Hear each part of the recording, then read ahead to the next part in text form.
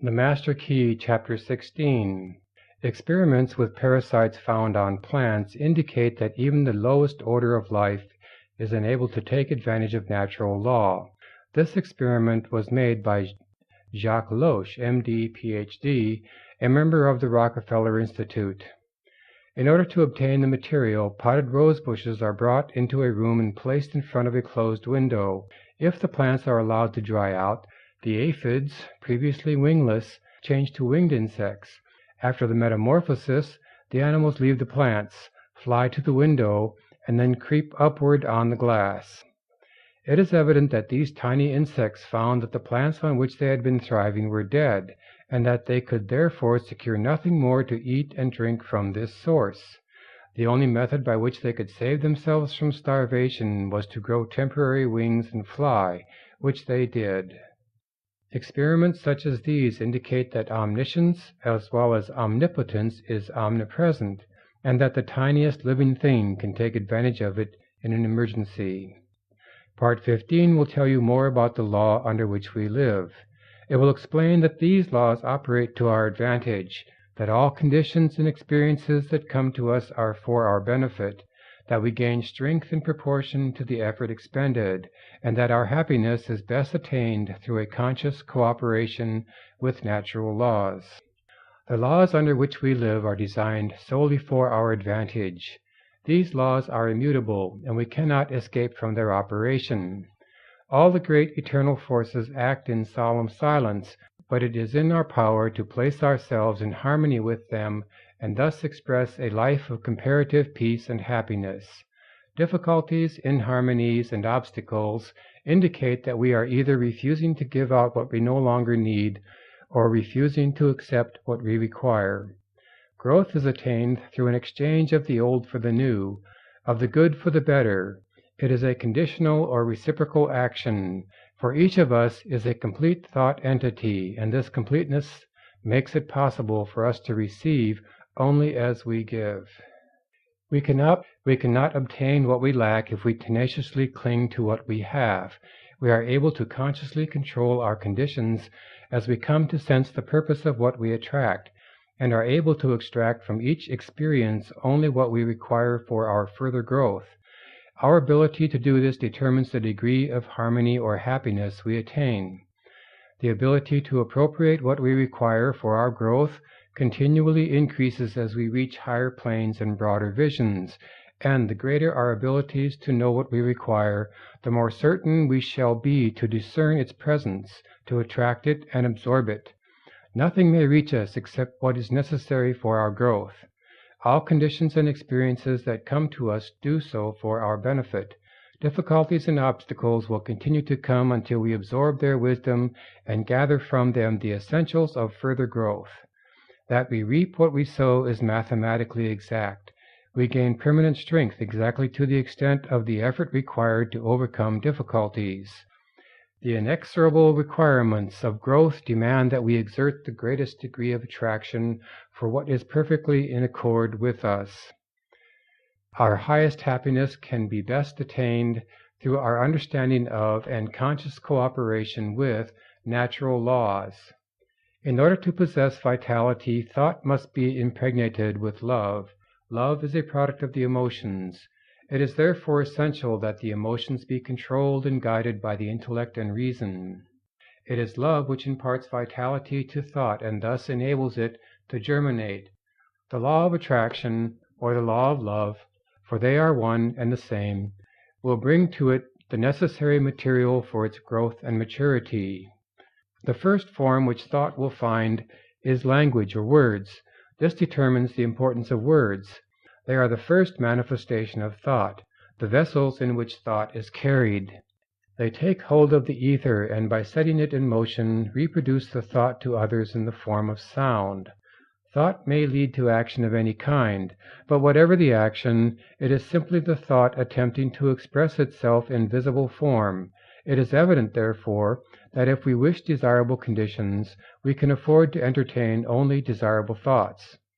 This leads to the inevitable conclusion that if we wish to express abundance in our lives, we can afford to think of abundance only, and as words are only thoughts taking form, We must be especially careful to use nothing but constructive and harmonious language, which, when finally crystallized into objective forms, will prove to our advantage. We cannot escape from the pictures we incessantly photographed on the mind, and this photography of erroneous conceptions is exactly what is being done by the use of words when we use any form of language which is not identified with our welfare. We manifest more and more life as our thought becomes clarified and takes higher planes. This is obtained with greater facility as we use word pictures that are clearly defined and relieved of the conceptions attached to them on lower planes of thought. It is with words that we must express our thoughts, and if we are to make use of higher forms of truth, we may use only such material as has been carefully and intelligently selected with this purpose in view. This wonderful power of clothing thoughts in the form of words is what differentiates man from the rest of the animal kingdom. By the use of the written word, he has been enabled to look back over the centuries and see the stirring scenes by which he has come into his present inheritance. He has been enabled to come into communion with the greatest writers and thinkers of all time, and the combined record which we possess today is therefore the expression of universal thought as it has been seeking to take form in the mind of man. We know that the universal thought has for its goal the creation of form, and we know that the individual thought is likewise forever attempting to express itself in form, and we know that the word is a thought form, and a sentence is a combination of thought forms. Therefore, if we wish our ideal to be beautiful or strong, we must see that the words out of which this temple will eventually be created are exact, that they are put together carefully, because accuracy in building words and sentences is the highest form of architecture in civilization and is a passport to success. Words are thoughts, and therefore an invisible and invincible power which will finally objectify themselves in the form they are given. Words may become mental places that will live forever, or they may become shacks which the first breeze will carry away.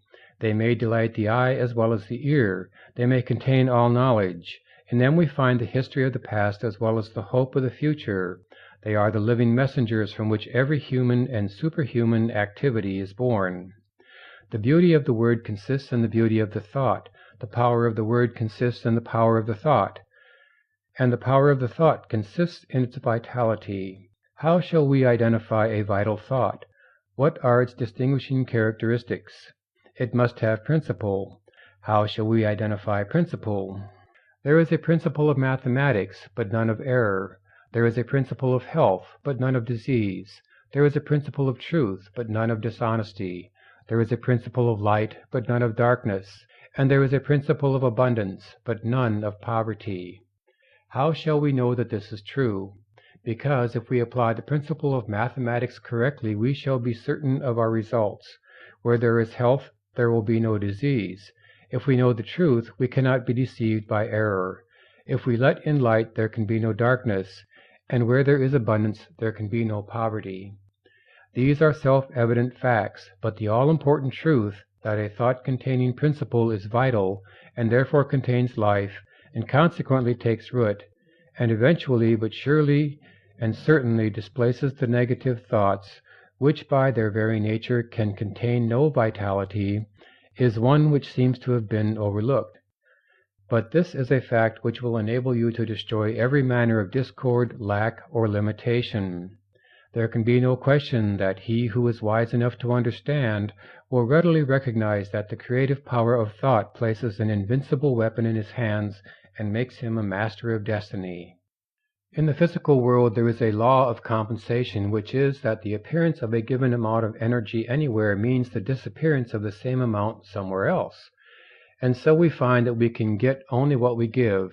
If we pledge ourselves to a certain action, we must be prepared to assume the responsibility for the development of that action. The subconscious cannot reason. It takes us at our word. We have asked for something. We are now to receive it. We have made our bed. We are now to lie in it. The die has been cast.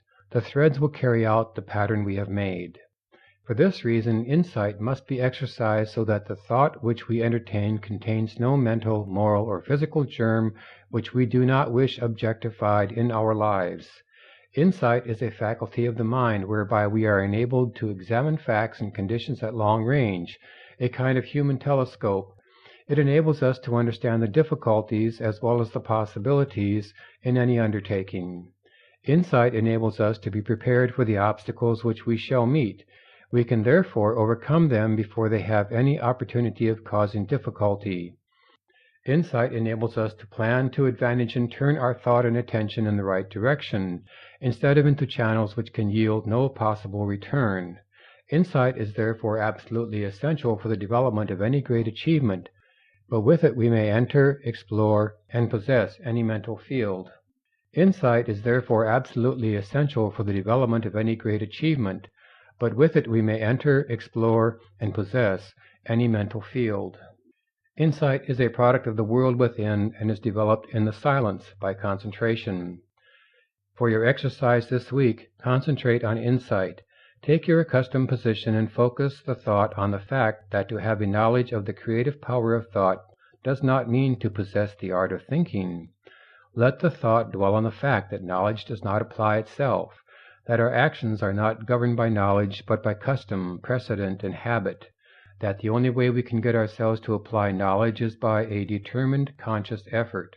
Call to mind the fact that knowledge unused passes from the mind, that the value of information is in the application of the principle. Continue this line of thought until you gain sufficient insight to formulate a definite program for applying this principle to your own particular problem.